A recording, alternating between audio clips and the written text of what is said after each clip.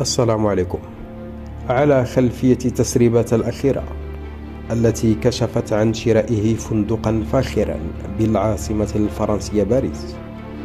تصدر المدير العام للشرطة الجزائرية فريد بن شيخ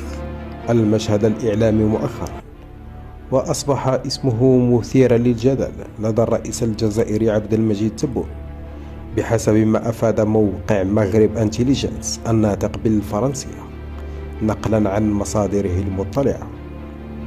ويقول موقع مغرب انتيليجنس المتخصص في التقارير المدعومة بالمعطيات الاستخباراتية أن مختلف مراقبي الشرطة الجزائرية متفاجئون وغاضبون من التسريبات التي فضحت رئيسهم فريد بن الشيخ،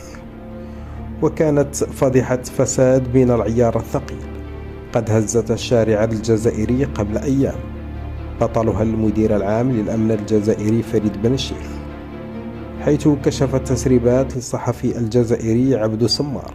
شراء المسؤول المذكور لفندق فاخر بالعاصمة الفرنسية باريس. ونشر سمار عبر قناته على منصة اليوتيوب وثائق فرنسية من السجل التجاري الفرنسي تثبت حيازة المدير العام للأمن الجزائري فريد بن الشيخ لفندق فاخر بقلب باريس بالدائرة الثانية، ويحتوي على حانة ومطعم من